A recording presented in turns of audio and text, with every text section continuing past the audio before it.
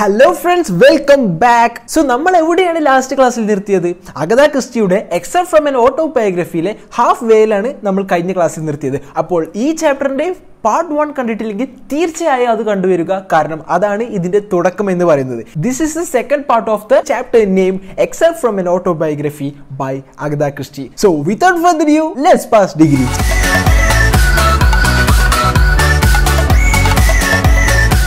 So നമ്മൾ എവിടെയാണ് പറഞ്ഞു നിർത്തിയത്? യെസ്, അഗത ക്രിസ്റ്റി ഒരു ട്രെയിനിൽ പോകുമ്പോൾ ഒരു കറുത്ത താടിയുള്ള ഒരാളെയും അതുപോലെ തന്നെ ഒരു വൃദ്ധയായ സ്ത്രീയെയും കാണുകയാണെന്ന് പറഞ്ഞു അല്ലെ.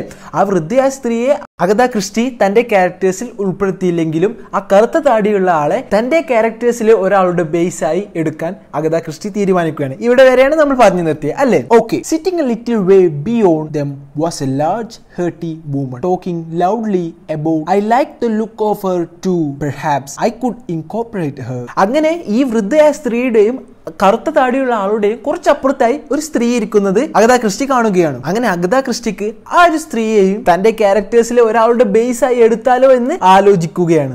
I took them all three off the tram with me to work upon. അങ്ങനെ നമ്മുടെ അഗത ക്രിസ്റ്റി ഈ 3 ക്യാരക്ടേഴ്സിനെയും തന്റെ പുതിയ ഒരു ഡിറ്റക്റ്റീവ് സ്റ്റോറിക്കുള്ള ക്യാരക്ടേഴ്സിന്റെ ബേസ് ആയി എടുക്കാൻ തീരുമാനിക്കുകയാണ്. ആരൊക്കെയായിരുന്നു ആ 3 വ്യക്തികൾ? കറുത്ത താടിയുള്ള ആൾ, ഒരു വൃദ്ധയായ സ്ത്രീ, വേറൊരു ഹേർട്ടി വുമൺ അല്ലെ, ഒരു വേറൊരു സ്ത്രീ കൂടിയാണ് ആ 3 characters. Okay. And walked up button road muttering to myself just as in the days of the kitten. അങ്ങനെ ഇവരെല്ലാം എന്റെ ക്യാരക്ടേഴ്സിൽ ഒരാളായി തീരുമാനിക്കാം എന്നൊക്കെ ആലോചിച്ചുകൊണ്ട് അഗത ക്രിസ്റ്റി ഇങ്ങനെ വഴിയിലൂടെ ഇങ്ങനെ നടക്കുകയാണ്.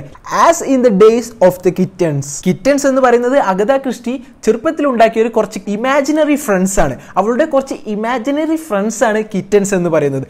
അപ്പോൾ ആ കാലത്ത് അവൾ നടന്നിരുന്ന പോലെ സംസാരിച്ചുകൊണ്ട് ഇങ്ങനെ വഴിയിലൂടെ ഇങ്ങനെ നടക്കുകയാണ്. ഈ ക്യാരക്ടേഴ്സിനൊക്കെ ആലോചിച്ചുകൊണ്ട് ഒരു ഡിറ്റക്റ്റീവ് സ്റ്റോറി ഉണ്ടാക്കാനുള്ള ക്യാരക്ടേഴ്സ് ഇങ്ങനെ ബിൽഡ് ചെയ്തുകൊണ്ട് അവൾ ആ വഴിയിലൂടെ ഇങ്ങനെ ആ പണ്ടത്തെ കാലത്തെ പോലെ ഇങ്ങനെ നടന്നു പോവുകയാണെന്ന് പറയുകയാണ്. Very soon I had a sketchy picture of some of my people. There was the hurty woman. I even knew her name, Evelyn. She could be a poor relation or a lady gardener or a companion, perhaps a lady housekeeper. Anyway, I was going to have her. അങ്ങനെ വൈകാതെ തന്നെ ക്രിസ്റ്റിക്ക് തന്റെ ക്യാരക്ടേഴ്സിന്റെ ഒരു picture കിട്ടുകയാണ്. നേരത്തെ കണ്ട ആ hearty woman, ആ ട്രെയിനിൽ വെച്ച് കണ്ട സ്ത്രീയെ അഗത ക്രിസ്റ്റി എടുക്കുകയാണ്. She even knew her name. അവൾക്ക് ക്രിസ്റ്റിക്ക് ആ സ്ത്രീയുടെ പേര് പോലും അറിയാമായിരുന്നു. എന്തായിരുന്നു പേര്? എവലിൻ എന്നാണ് അവരുടെ പേരെന്ന് തീരുമാനിക്കുകയാണ്. ആ സ്ത്രീ ചിലപ്പോൾ ഒരു ഗാർഡൻ നോക്കുന്ന ആളായിരിക്കാം, ആരുടെയെങ്കിലും കമ്പാനിയൻ ആയിരിക്കാം, ഒരു ഹൗസ് കീപ്പർ ആയിരിക്കാം. എന്നിരുന്നാലും anyway I am going to have her. ആ സ്ത്രീയെ എന്റെ ഒരു കഥാപാത്രമായി ഞാൻ എടുക്കാൻ തീരുമാനിക്കുകയാണ്. Then there was the man with a black beard whom I still felt I didn't know much about except for his beard, which wasn't really enough. Or was it enough? Yes, perhaps it was. അതുപോലെ തന്നെ Christy എടുക്കുകയാണ്. ആരെ? ആ കറുത്ത താടിയുള്ള ആളെ എടുക്കുകയാണ്. പക്ഷെ ക്രിസ്റ്റിക്ക് മനസ്സിലാവുന്നില്ല എന്തിനാണ് ഞാൻ ഇയാളെ എടുക്കുന്നത്, മനസ്സിലാവുന്നില്ല. എന്നിരുന്നാലും അവൾ എടുക്കുകയാണ് ആ ബ്ലാക്ക് ബിയർഡുള്ള ആളെ, ആ കറുത്ത താടിയുള്ള ആളെ ക്രിസ്റ്റി തന്റെ ഒരു ക്യാരക്ടേഴ്സ് ആയി എടുക്കുകയാണ്. Perhaps it was because you would be seeing this man from the outside, so you could only see what he liked to show, not as he really was. That ought to be a clue in itself. പക്ഷെ പിന്നീട് ക്രിസ്റ്റിക്ക് മനസ്സിലാവുകയാണ്. അതായത് നേരത്തെ Christy പറഞ്ഞു ആ black bird ഉള്ളതുകൊണ്ട് മാത്രം അയാളെ ഞാൻ എന്റെ ക്യാരക്ടേഴ്സിൽ ഒരാളാക്കണമോ എന്ന് ആലോചിച്ചിരുന്നു. പിന്നീട് അഗത ക്രിസ്റ്റി വിചാരിക്കുകയാണ്, അതായത് ഒരാളുടെ പുറമോടി കണ്ട് അദ്ദേഹത്തെ ജഡ്ജ് ചെയ്യരുത്, ഒരാളുടെ പുറത്തുള്ള രൂപം കണ്ട് നമ്മൾ ഒരിക്കലും ഒരാളെ ജഡ്ജ് ചെയ്യരുതെന്ന് അഗത ക്രിസ്റ്റി മനസ്സിലാക്കുകയാണ്. അതായത് അദ്ദേഹത്തിന് ബാക്കിയുള്ളവരെ കാണിക്കാനുള്ളത് മാത്രമാണ് ആ പുറത്ത് കാണുന്ന രൂപം, അദ്ദേഹത്തിന്റെ ഉള്ളിലുള്ളത് എന്താണെന്ന് ആർക്കും അങ്ങനെ അറിയാൻ പറ്റില്ല എന്ന് പറയുകയാണ്. സോ അഗത ക്രിസ്റ്റി ആ ബ്ലാക്ക് ബേർഡുള്ള ആളെയും തന്റെ ക്യാരക്ടേഴ്സിന്റെ ഒരാളായി എടുക്കുകയാണ്. The elderly wife would be murdered more of her money than her character. So she didn't matter very much. So ആരാണ് കൊല്ലപ്പെടേണ്ടതെന്ന് അഗത ക്രിസ്റ്റി തീരുമാനിക്കുകയാണ്. ആരാണ്? വയസ്സായ ഒരു ഭാര്യയെ. പക്ഷെ അവളെ കൊല്ലുന്നത് എന്തിനാവണം? പണത്തിനാവണം. Than her character. അവരുടെ ക്യാരക്ടറിന്റെ പ്രത്യേകത കൊണ്ടല്ല അവൾ മരിക്കുന്നത്, അവരുടെ പണത്തിനാണ് അവർ കൊല്ലപ്പെടുന്നത്. അതുകൊണ്ട് തന്നെ ക്യാരക്ടർ വലിയ ഇമ്പോർട്ടന്റ് അല്ലാത്തതുകൊണ്ട് തന്നെ ആ ഒരു ക്യാരക്ടറിനെ കുറിച്ച് അഗത ക്രിസ്റ്റി വലുതായി തല ആലോചിച്ച് പുണ്ണാക്കിയില്ല. I now began adding more characters rapidly. A son, a daughter, possibly a nephew. You had to have a good many suspects. The family was coming along nicely. അങ്ങനെ അഗത ക്രിസ്റ്റി കുറേ ക്യാരക്ടേഴ്സിനെ add ചെയ്യുകയാണ്. ഒരു sun വേണം, ഒരു മകൾ വേണം, ഒരു nephew വേണോ, അതായത് ഒരു കസിൻ പോലത്തെ ഒരു നെഫ്യൂ വേണം. അങ്ങനെ കുറെ ക്യാരക്ടേഴ്സിനെ ആഡ് ചെയ്യാൻ ആലോചിക്കുകയാണ്. എന്തിനാണിത്? Because there should be good many suspects. അതായത് കൊല ചെയ്തത് ആരാണെന്ന് ഡൗട്ടുള്ള കുറെ ആളുകൾ വേണം. അപ്പോഴാണ് ഒരു കഥ ഇൻട്രസ്റ്റിംഗ് ആവുക. The family was coming along nicely. അങ്ങനെ അഗത ക്രിസ്റ്റിക്ക് ആ ക്യാരക്ടേഴ്സിനൊക്കെ കുറെ ക്യാരക്ടേഴ്സിനൊക്കെ ഇങ്ങനെ ബിൽഡ് ചെയ്യാൻ സാധിക്കുകയാണ്. അങ്ങനെ ആ ഫാമിലി ഇങ്ങനെ ഉണ്ടായി വരികയാണെന്ന് അഗത ക്രിസ്റ്റി പറയുകയാണ്. I left it to develop and turn my attention to the detective who could I have as a detective. I reviewed such detectives as I had met and admired in books. അങ്ങനെ ആ ഫാമിലിയും ആ ചുറ്റുപാടുള്ള ആൾക്കാരൊക്കെ അങ്ങനെ develop ആയിക്കോട്ടെ, അത് അവിടെ സൈഡിൽ ഇരിക്കട്ടെ. ഇനി ഞാൻ ആലോചിക്കേണ്ടത് ആരെ കുറിച്ചാണ്? ഡിറ്റക്റ്റീവിനെ കുറിച്ചാണ്. ആരാവണം ഒരു ഡിറ്റക്റ്റീവ്? അങ്ങനെ അഗത ക്രിസ്റ്റി കുറെ ഡിറ്റക്റ്റീവ്സിനൊക്കെ ഇങ്ങനെ നോക്കുകയാണ്. അവർ വായിച്ച കുറെ ബുക്കുകളിലുള്ള ഡിറ്റക്റ്റീവ്സിനൊക്കെ ഇങ്ങനെ നോക്കുകയാണ്. There was Sherlock Holmes. അവർ വായിച്ചൊരു ഡിറ്റക്റ്റീവായ ഷെർലക് ഹോംസ് അതിലൊന്നാണ്. The one and only, ഒരേ ഒരു ആൾ, ദ ഷെർലക് ഹോംസ്. എല്ലാവരും കേട്ടിട്ടുള്ള ആളാണ് ഷെർലക് ഹോംസ്. ഒരു ഡിറ്റക്റ്റീവ് ആണ്. അത് എഴുതപ്പെട്ട ആളിനേക്കാളും ആ ക്യാരക്ടറാണ് ഫേമസ് ആയതെന്ന് നമുക്കറിയാം അല്ലെ. പക്ഷേ അഗത ക്രിസ്റ്റി പറയുകയാണ് I should never be able to emulate. പക്ഷേ ആ ക്യാരക്ടറിനെ ഒരിക്കലും എനിക്ക് ഉപയോഗിക്കാൻ സാധിക്കില്ല. There was Arsene Lupin. So അതുപോലെ തന്നെ വേറെ ഒരു ക്യാരക്ടറാണ് ആർസൻ ലൂപ്പിൻ എന്ന് പറയുന്നത്. ആർസൻ ലൂപ്പിനും ഒരു ഡിറ്റക്റ്റീവ് ആണ്. പക്ഷേ പിന്നീട് അഗത ക്രിസ്റ്റിക്ക് തോന്നുകയാണ് was he a criminal or a detective? Arsene Lupin ഒരു കുറ്റവാളിയാണോ അതൊരു ഡിറ്റക്റ്റീവ് ആണോ എന്ന് അഗത ക്രിസ്റ്റിക്ക് കൺഫ്യൂസ്ഡ് ആവുകയാണ്. അതുകൊണ്ട് അവരെയും എടുക്കുന്നില്ല. Anyway not my kind. അതായത് അതൊരു ഡിറ്റക്റ്റീവ് ആണെങ്കിലോ അല്ലെങ്കിൽ ക്രിമിനൽ ആണെങ്കിലോ എനിക്ക് ഇഷ്ടപ്പെട്ടില്ല. അതായത് എന്റെ വഴിയിലുള്ള ഒരാളല്ല, ഞാൻ നോക്കുന്ന പോലത്തെ ഒരാളല്ല എന്ന് പറയുകയാണ്. There was the young journalist Rouletabille in the mystery of the yellow room. That was the sort of person whom I would like to invent. അങ്ങനെ തന്റെ ഡിറ്റക്റ്റീവിനെ ഡെവലപ്പ് ചെയ്യാനുള്ള ഒരു ഓട്ടത്തിന്റെ ഇടയിൽ അഗത ക്രിസ്റ്റി ഒരു യങ് ജേർണലിസ്റ്റിനെ കുറിച്ച് പറയുകയാണ്. In the mystery of the yellow റൂമിലുള്ള ഒരു യങ് ജേർണലിസ്റ്റിനെ കുറിച്ച് പറയുകയാണ്. ആ ക്യാരക്ടറിനെ പോലെയാണ് എന്റെ ക്യാരക്ടർ എന്ന് ആഗ്രഹിക്കുകയാണ്. someone who hadn't been used before. ആരും ഉപയോഗിക്കാത്ത ഒരു ക്യാരക്ടർ, പുതുതായിട്ടൊരു ക്യാരക്ടറിനെ ഉണ്ടാക്കണം, പുതുതായിട്ടൊരു ക്യാരക്ടറിനെ കണ്ടുപിടിക്കണം എന്ന് അഗത ക്രിസ്റ്റി ആഗ്രഹിക്കുകയാണ്. Who could I have? A schoolboy? Rather difficult. A scientist? What did I know of scientists? Then I remembered our Belgian refugees. അങ്ങനെ അഗത ക്രിസ്റ്റി ആലോചിക്കുകയാണ് ആരെയാണ് ഒരു ഡിറ്റക്റ്റീവ് ആക്കേണ്ടതെന്ന്. ആദ്യം ക്രിസ്റ്റി ആലോചിക്കുകയാണ് ഒരു സ്കൂൾ ബോയിയെ ഒരു ഡിറ്റക്റ്റീവ് ആക്കിയോളൂ. വേണ്ട, വേറെന്താ ആലോചിക്കാം? ഒരു സയന്റിസ്റ്റിനെ ഡിറ്റക്റ്റീവ് ആക്കിയാലോ? അതും വേണ്ട, എനിക്ക് എന്തറിയാം, എനിക്കൊരു സയന്റിസ്റ്റിനെ കുറിച്ച് എന്തറിയാമെന്ന് അഗത ക്രിസ്റ്റി പറയുകയാണ്. പക്ഷെ പിന്നീട് അഗത ക്രിസ്റ്റി ആലോചിക്കുകയാണ് ആരെ? ബെൽജിയൻ റെഫ്യൂജീസിനെ കുറിച്ച്. റെഫ്യൂജീസ് എന്ന് പറഞ്ഞാൽ കുടിയേറ്റക്കാരെന്നാണ്. അങ്ങനെ ക്രിസ്റ്റി അവരെ കുറിച്ച് ആലോചിക്കുകയാണ്. ക്രിസ്റ്റിക്ക് അവരെ കുറിച്ചൊരു ഓർമ്മ വരികയാണ്. We had quite a colony of Belgian refugees living in the parish of Tor. Everyone had been bursting with loving kindness and sympathy when they arrived. People had stocked houses with furniture for them to live in, had done everything they could to make them comfortable. അങ്ങനെ Agatha Christy Belgium റെഫ്യൂജീസിനെ കുറിച്ച് ഓർക്കുകയാണ്. അവർ വന്ന കാലത്തൊക്കെ അവർ ഭയങ്കര കൈൻഡും ലവിങ്ങും സിമ്പതിയും ഒക്കെ ആയിരുന്നു. ഇവിടുത്തെ ആളുകൾ അവരെ വളരെ നല്ല രീതിയിലായിരുന്നു സ്വീകരിച്ചത്. അവർക്ക് വീട് വെച്ച് കൊടുത്തു, അവർക്ക് ഫേർണിച്ചർ എല്ലാം കൊടുത്തു, അവരെ നല്ല കംഫർട്ടബിൾ ആയി തന്നെയാണ് സ്വീകരിച്ചിരുന്നത്. There had been the usual reaction later when the refugees had no seemed to be sufficiently grateful for what had been done for them and complained of this and that. പക്ഷെ പിന്നീട് ആ Belgian refugees അവർക്ക് കിട്ടിയ സൗകര്യത്തിനൊന്നും നന്ദി കാണിക്കാതെയായി. അവർ അതും ഇതുമൊക്കെ complain ചെയ്തു. The fact that the poor things were bewildered and in a strange country was not sufficiently appreciated. A good many of them were suspicious peasants, and the last thing they wanted was to be asked out to tea or have people drop in upon them. They wanted to be left alone, to be able to keep to themselves. They wanted to save money, to dig their garden and to manure it in their own particular and intimate way. അങ്ങനെ അവരിലെ പല ആളുകളെയും ഒരു സംശയത്തോടെയാണ് ആളുകൾ കണ്ടിരുന്നത്. പക്ഷേ ആ Belgium റെഫ്യൂജീസിന് അവരെ വെറുതെ വിടണമെന്നായി. They wanted to save money. അവർക്ക് കുറച്ച് പൈസയൊക്കെ ഒന്ന് സേവ് ചെയ്യണം, അവരുടേതായ രീതിയിൽ ജീവിക്കണമെന്ന് അപേക്ഷിക്കുകയാണ്. ഒറ്റയ്ക്ക് വിടാൻ ചോദിക്കുകയാണ്. ലീവ് മീ അലോൺ എന്ന് ചോദിക്കുകയാണ്. Why not make my detective a Belgian I thought. So എന്തുകൊണ്ട് എന്റെ ക്യാരക്ടർ, എന്റെ ഡിറ്റക്റ്റീവ് ക്യാരക്ടർ ഒരു ബെൽജിയൻ ആയിക്കൂടാ എന്ന് ആലോചിക്കുകയാണ്. There were all types of refugees. How about a refugee police officer, a retired police officer? അങ്ങനെ അഗത ക്രിസ്റ്റി നോക്കുമ്പോൾ കുറെ തരം ബെൽജിയം റെഫ്യൂജീസ് ഉണ്ട്. സോ അതിലെ ഒരു റെഫ്യൂജി പോലീസ് ഓഫീസർ ആയാൽ എന്താണ് കുഴപ്പം? സോ ഒരു റിട്ടയർഡ് പോലീസ് ഓഫീസർ ആയിക്കോട്ടെ, not too young a one, അതായത് ഇത്ര ചെറുപ്രായമല്ലാത്തൊരു refugee retired police officer. What a mistake I made. The result is that my fictional detective must really be well over 100 by now. പക്ഷെ Christy പിന്നീട് മനസ്സിലാക്കുകയാണ് എന്തൊരു തെറ്റാണ് ഞാൻ ചെയ്തത്. ഇപ്പോൾ അതിന്റെ ക്യാരക്ടർ നോക്കുകയാണെങ്കിൽ അവർ 100 വയസ്സ് കടന്നിരിക്കും എന്ന് ആലോചിക്കുകയാണ്. Anyway, I settled on a Belgian detective. I allowed him slowly to grow into his part. He should have been an inspector so that he would have a certain knowledge of crime. പക്ഷെ എന്നിരുന്നാലും Agatha Christie ഒരു Belgium ഡിറ്റക്റ്റീവിനെ തന്റെ ക്യാരക്ടറായി എടുക്കുകയാണ്. അവർ ആ ക്യാരക്ടറിനെ ഒരു സൈഡിൽ വെച്ച് അതൊരു സ്ലോലി ബിൽഡ് ആയി വരട്ടെ എന്ന് തീരുമാനിക്കുകയാണ്. ആ ക്യാരക്ടർ എന്തായാലും ഒരു ഇൻസ്പെക്ടർ ആവണം. അതുകൊണ്ട് എന്താണ് ഉപയോഗം? അപ്പോൾ അയാൾക്കറിയാം സർട്ടൻ നോളജ് ഓഫ് ക്രൈം. അതായത് ഒരു ഇൻസ്പെക്ടർ ആവുകയാണെങ്കിൽ അദ്ദേഹത്തിന് കുറച്ച് ക്രൈമുമായോ ഒക്കെ ഒരു നോളേജ് ഉണ്ടാവാം. He would be meticulous, very tidy, I thought to myself as I cleared away a good many untidy odds and ends in my own bedroom. അങ്ങനെ ആ ബെൽജിയം ഡിറ്റക്റ്റീവിനെ അഗത ക്രിസ്റ്റി തന്റെ ക്യാരക്ടേഴ്സിൽ ഒരാളായി തീരുമാനിക്കുകയാണ്. അദ്ദേഹം എന്തുകൂടി ആവണം?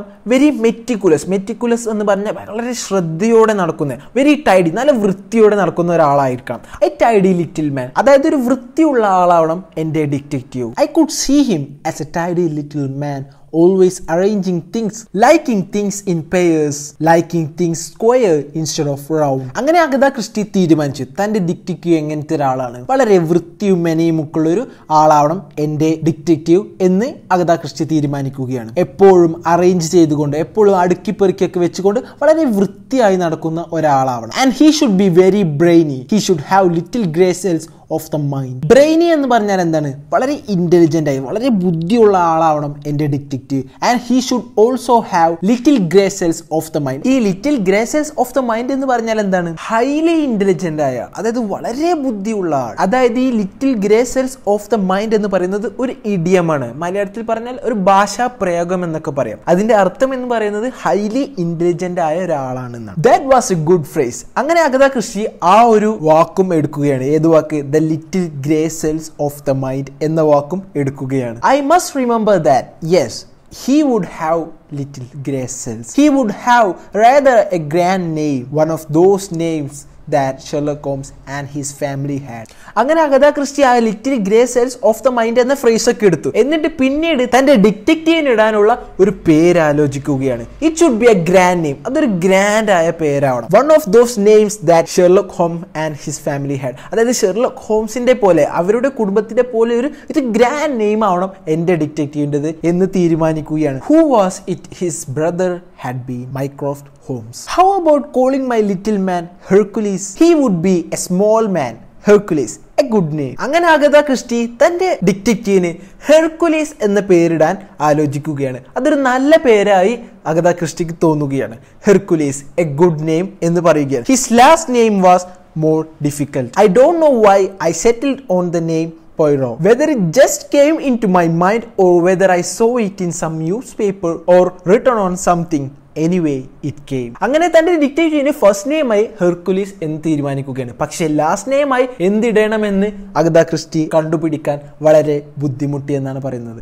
But later on she ended up using the name Poirot. അങ്ങനെ ഹെർക്കുലീസിന്റെ last name പോയിറോ എന്ന് ഇടുകയാണ് അഗത ക്രിസ്റ്റി. പക്ഷെ ആ നെയിം എന്തുകൊണ്ടിട്ടെന്ന് അഗത ക്രിസ്റ്റിക്ക് എങ്ങനെ ആലോചിച്ചിട്ട് പിടികിട്ടുന്നില്ല. അത് ഞാൻ വല്ല ന്യൂസ് പേപ്പറിലും കണ്ടതാണോ അതോ എവിടെയെങ്കിലും എഴുതി വെച്ച് കണ്ടതാണെന്നൊക്കെ ആലോചിക്കുകയാണ്. ആ നെയിം എവിടുന്ന് വന്നെന്ന് അഗത ക്രിസ്റ്റിക്ക് ഓർമ്മയില്ലെന്ന് പറയുകയാണ്. I went well not with Hercules but Hercule Poirot. അപ്പോ അഗത ക്രിസ്റ്റി നേരത്തെ പറഞ്ഞ ഹെർക്കുലീസിൽ നിന്ന് ഹെർക്കുലി എന്ന് ചുരുക്കുകയാണ്. അങ്ങനെ അവരുടെ ഡിറ്റക്റ്റീവിന്റെ നെയിം പിറക്കുകയാണ്, Hercule Poirot. That was all right, settled, thank goodness. അങ്ങനെ അഗത ക്രിസ്റ്റി തന്റെ ഡിറ്റക്റ്റീവിന്റെ പേര് ഹെർക്കുലി പോയിറോ എന്നിടുകയാണ്.